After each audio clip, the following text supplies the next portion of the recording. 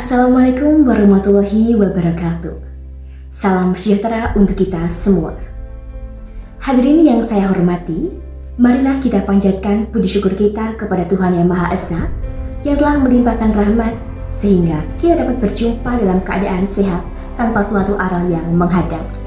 Perkenalkan, saya Tri Mailani yang hendak mengajak Anda semua untuk merenung dan berdiskusi mengenai hal yang begitu relevan untuk kita bahas di usia kita yang telah menginjak kepala 2. Banyak orang berlomba-lomba untuk menabung. Apakah Anda salah satu dari banyaknya orang-orang tersebut? Menyimpan uang di tabungan ibarat menyimpan balon di suhu dingin. Semakin lama disimpan, maka balon akan semakin menyusut. Begitu juga dengan nilai uang yang kita simpan. Semakin lama, maka akan semakin menyusut. Lantas, bagaimana agar uang kita tidak menyusut? Jawabannya adalah investasi. Hadirin yang saya hormati, sebelum kita lanjutkan, apakah Anda semua tahu mengenai inflasi? Inflasi merupakan kenaikan harga atau nilai jual suatu barang ataupun jasa dalam jangka waktu ke waktu. Berdasarkan penelitian BPS, inflasi mencapai 3 hingga 4% per tahunnya. Meskipun di bawah 5%, persentase ini tidak dapat dibilang sedikit. Sebagai contoh konkret, pada tahun 2010, uang 1.000 dapat kita gunakan untuk membeli 2 hingga 3 macam gorengan. Namun, tahun ini, uang 1.000 belum tentu dapat digunakan untuk membeli 1 macam gorengan. Dengan demikian, seiring bergantinya tahun, nilai uang akan semakin tergerus. Lantas, apa yang harus kita lakukan untuk melindungi diri dari inflasi? Ya, jawabannya adalah investasi. Sederhananya, investasi merupakan kegiatan memutarkan uang. Sebagai solusi agar keuangan kita tidak terganggu, kita harus mulai memahami dan mengejarkan investasi. Misalnya investasi emas. Kemudian seiring berjalannya waktu, kita dapat beralih ke investasi reksadana maupun saham. Investasi emas merupakan bentuk investasi yang paling mudah karena minim risiko, tidak merepotkan dan cenderung stabil.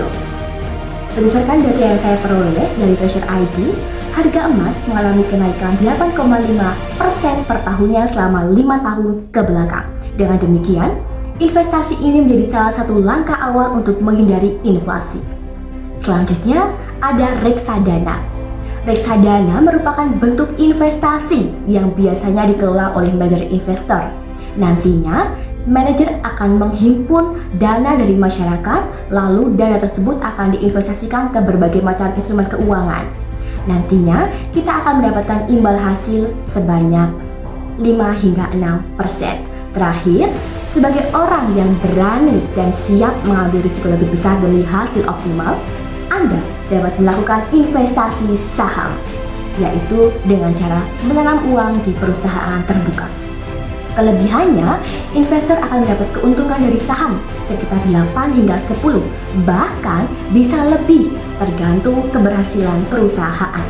Akan tetapi, jika saham turun, saham bisa bangkrut, bahkan saham bisa dihapus dan mengakibatkan uang kita ikut hilang.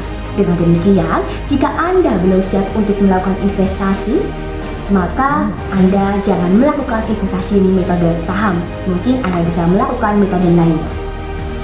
Hadirin yang saya hormati, berdasarkan pembahasan yang telah dibahas, kita jadi tahu bahwa inflasi adalah tantangan besar yang harus dihadapi dalam mengelola keuangan.